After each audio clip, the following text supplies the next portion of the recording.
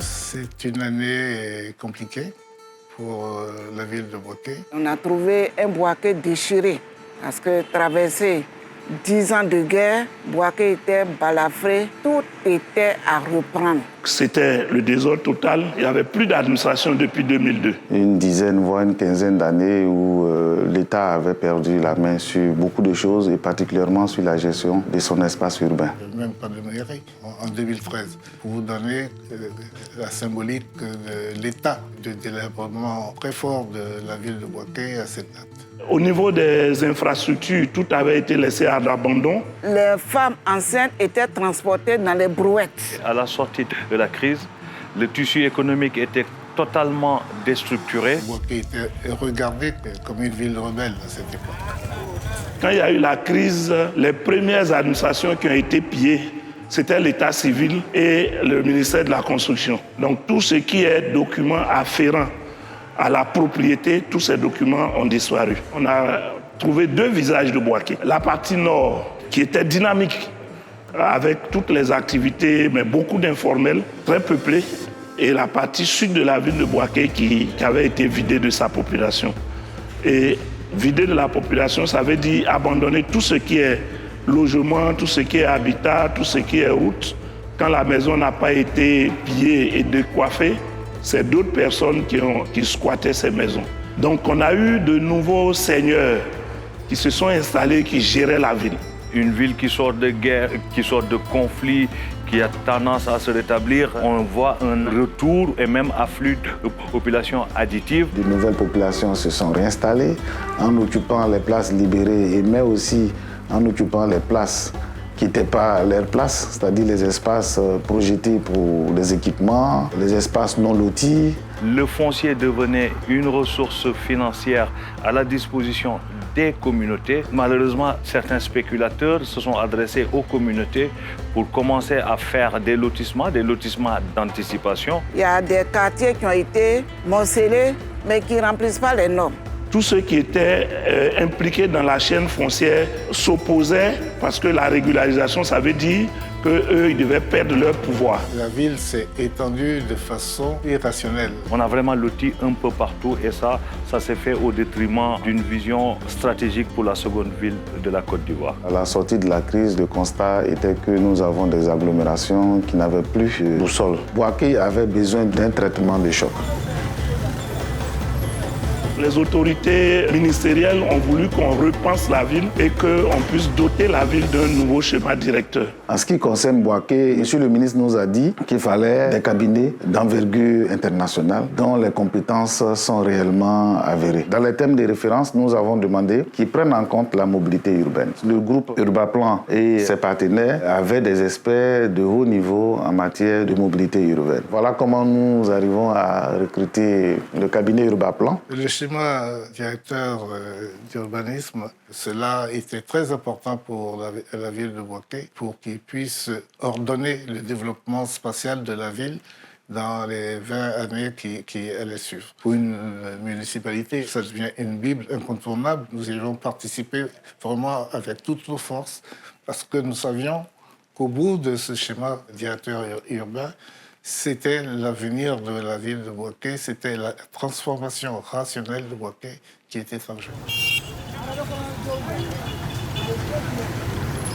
On est arrivé dans une ville qui sortait de la crise, il fallait réconcilier les populations. Il fallait faire comprendre la nécessité de se doter de cet outil de planification. Alors on est en août 2013. Personne en Côte d'Ivoire ne connaît Urbaplan et Transitech.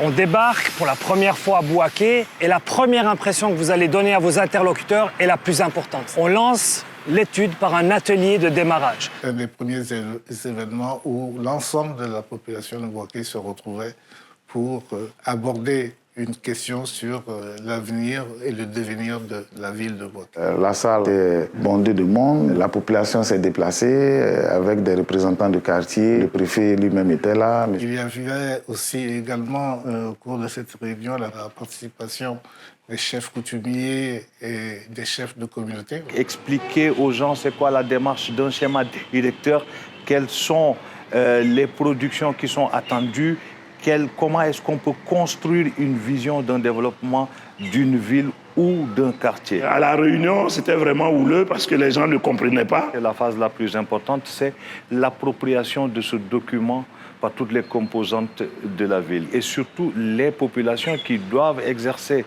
un rôle de contrôle social, mais ils ne peuvent contrôler que quelque chose qu'ils comprennent, que quelque chose dont ils perçoivent l'intérêt pour eux-mêmes. La première des conditions, je crois, ça doit être l'accessibilité, d'avoir des éléments de discours assez simples, assez clairs, percutants, accessibles. Je retiens de ce moment une sorte de communion partagée. C'était des moments forts. Ça a été des moments aussi touchants. Certains nous ont parlé de la crise avec émotion et avec leur envie de tourner la page. Très sincèrement, cet atelier a été un acte fondateur sur lequel le SDU et le groupement a pu puiser une crédibilité tout au long de l'étude. Et on s'est dit qu'on avait aussi une mission, quelque part, de contribuer à construire le Bouaké de demain. Et ça a été un succès. Tout le monde voulait être propriétaire du bébé à naître. Heureusement que Urbaplan s'était appuyé sur un dispositif d'experts internationaux, mais aussi d'experts locaux. Mohamed Diop, Jean-Michel Atien, Lambert Kwame ont fait un travail de terrain qui a tout de suite crédibilisé le travail du bureau. J'ai été le maillon entre les experts qui ne connaissaient pas la ville de Bouaké et moi qui avais une connaissance sur le fonctionnement de la ville de Bouaké en tant que natif. Travailler dans une ville comme Bouaké qui faisait quand même à l'époque plus de 700 000 habitants. Ça s'est avéré un challenge. On a compris qu'il allait nous falloir faire énormément de terrain. J'intègre Urbaplan en 2013 en tant que doctorant. Et avec les experts internationaux, les riches expériences qu'ils ont apportées dans la phase de cette étude-là, nous, en tant qu'étudiants au niveau local, nous avons arpenté pratiquement toutes les rues de la ville de Bouaké. Bouaké n'a pas de secret pour eux. C'est indispensable dans leur métier. Ça nous a permis de faire un diagnostic fin, précis et qui a crédibilisé toute la suite de l'étude.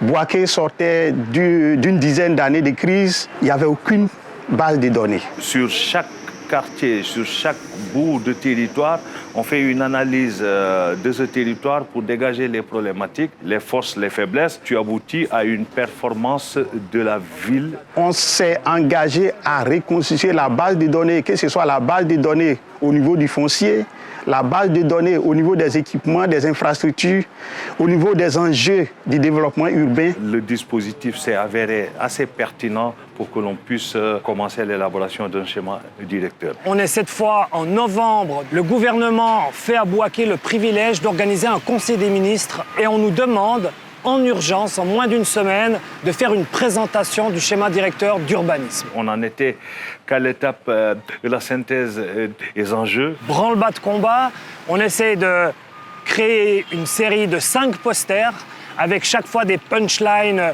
une sur la culture, une sur l'urbanisme, une sur l'économie, une sur la place centrale de Bouaké, carrefour de la Côte d'Ivoire. Et en moins de 5 jours, opération commando, les posters sont prêts, le Conseil des ministres s'achève, les ministres descendent, son Excellence le Président de la République descend et Mohamed Diop, en 5 minutes, lui présente les orientations du SDO. J'ai eu la chance exceptionnelle d'avoir été celui qui devait présenter ce schéma directeur au Président de la République. Je n'étais pas seul, j'étais avec mes collègues, mais c'est moi qui avais le micro. Il a adhéré et il a dit que toute difficulté qui allait s'opposer à nous, il était prêt à nous aider. Ça a été vraiment l'une de nos satisfactions. C'est un moment de ma carrière que je n'oublierai jamais.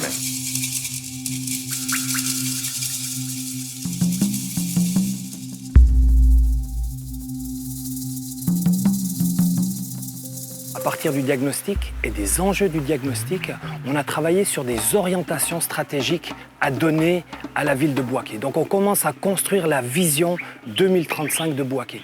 Une des forces du diagnostic, c'est d'avoir pu compter sur l'expertise de Transitech pour porter un regard sur les enjeux urbains. Ce que nous avons pu rapidement faire comme constat, c'est la situation des quartiers précaires en périphérie, avec une très faible accessibilité qui engendre des coûts économiques et sociaux pour les ménages qui y habitent. Et Transitech également a attiré notre attention sur le fait que la voirie au niveau de Bouaké était trop radial. D'autre part, de nombreux flux de transit dans le centre-ville, en plein cœur de la ville, et du transit international avec des poids lourds qui viennent du port d'Abidjan pour aller vers les pays limitrophes. Et de fait, un centre-ville où l'organisation des flux est très complexe, tout le monde s'y rejoint, c'est vraiment le cœur de l'agglomération et un besoin d'organisation de l'espace dans ces zones très sollicitées. Avec la municipalité, nous avons donc travaillé sur un réseau de voirie projeté, notamment autour d'une nouvelle hiérarchie fonctionnelle du réseau, avec cette idée qu'il était nécessaire de créer de nouveaux tronçons de voirie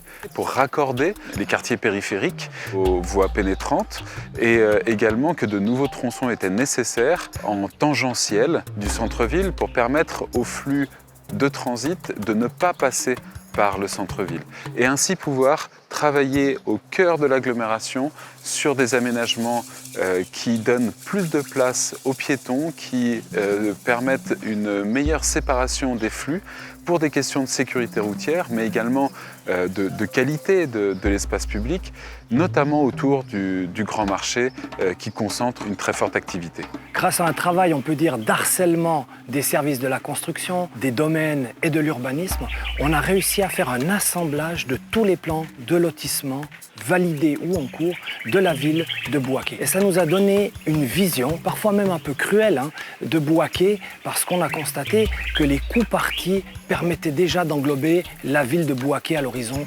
2035. Cette vision, on l'a traduite au travers d'orientations stratégiques. Certaines ont porté sur l'urbanisme, donc un urbanisme opérationnel qui maîtrise les extensions urbaines, qui cherche de la compacité. Un autre axe a porté sur la préservation du patrimoine végétal de cette ville, notamment la valorisation des bas-fonds. Un troisième axe a cherché à redynamiser l'économie locale avec un choix judicieux d'implantation de zones industrielles. Un dernier axe a porté sur les centralités secondaire qu'il faut essayer de faire émerger dans la périphérie de Bouaké. La définition d'orientation stratégique ne peut pas être le point de vue du consultant. Il faut qu'on travaille avec les acteurs locaux, notamment l'équipe municipale, pour être sûr que la vision qu'on va imprégner à Bouaké à l'horizon 2035 soit celle de ses leaders politiques et de ses leaders d'opinion, notamment de la société civile.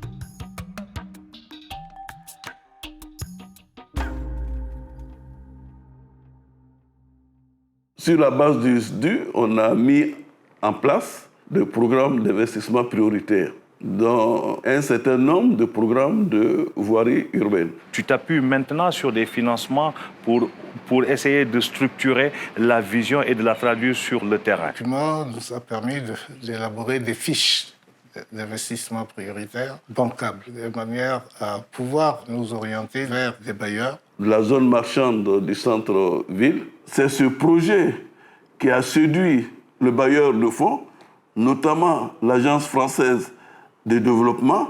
Elle a compris vraiment toute l'importance, toute la dynamique qui était derrière ce projet. Quand le projet est bien fait et qu'on peut le présenter facilement à des bailleurs, ça permet d'obtenir avec moins de difficultés des financements. Au niveau de la Banque mondiale, qui a bien voulu nous accompagner sur un certain nombre de projets, dont il y a la traversée de Bouaké sur plus de 11 km. Et aujourd'hui, avec grand plaisir, on a réussi à créer 2 nouvelles voies, zone quartier municipal et également de Dar es Salaam à Belleville, et qui permettent de relier les quartiers du nord et les quartiers de l'est et de l'ouest. En 2018, nous, Transitec, nous avons participé à une étude sur la mobilité urbaine avec Urbaplan.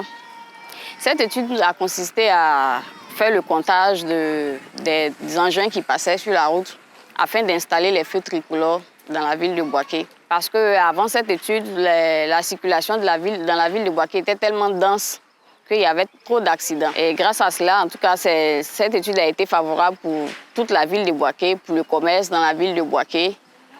et pour toutes les activités qui s'y mènent en tout cas.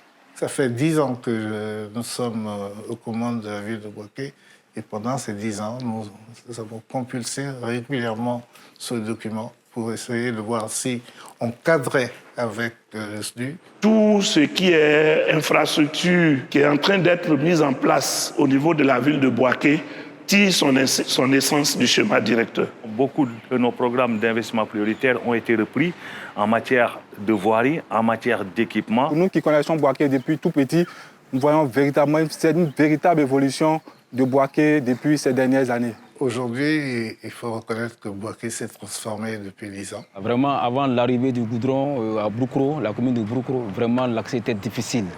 Quand il pleuvait, il y avait l'inondation, il y avait surtout la poussière. Notre activité ne marchait pas, puisqu'il n'y avait personne. Il y avait un problème de route. Moi, je partais au travail, vraiment, je prenais 40 minutes, 50 minutes. Aujourd'hui, il y a 10 minutes pour arriver en centre-ville. Aujourd'hui, mes activités marchent. Quand je fais mon placali, je fais matin.